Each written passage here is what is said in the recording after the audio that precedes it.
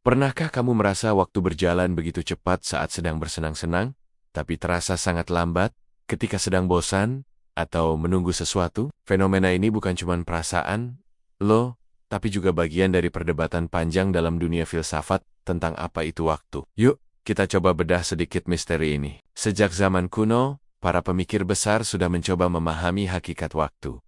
Ada dua kubu utama dalam perdebatan ini. Pertama, ada yang percaya kalau waktu itu absolut, seperti wadah besar yang menampung semua kejadian di alam semesta. Menurut pandangan ini, waktu berjalan terus dengan kecepatan yang sama, tidak peduli apa yang kita lakukan atau rasakan. Isaac Newton adalah salah satu pendukung utama gagasan ini. Baginya, waktu itu objektif dan ada di luar sana, terpisah dari kesadaran manusia. Tapi, ada juga kubu kedua yang punya pandangan totally different. Mereka berpendapat kalau waktu itu relatif dan subjektif. Artinya, waktu itu nggak ada secara mandiri, tapi tercipta dari urutan peristiwa dan pengalaman kita. Filsuf seperti Immanuel Kant berargumen bahwa waktu adalah cara pikiran kita mengorganisir pengalaman. Jadi, tanpa ada kejadian atau pengamat, konsep waktu itu sendiri nggak akan ada artinya. Pandangan ini menjelaskan kenapa waktu terasa personal dan bisa melar atau menyusut tergantung kondisi psikologis kita. Lalu, Albert Einstein datang dengan teori relativitasnya dan mengubah segalanya.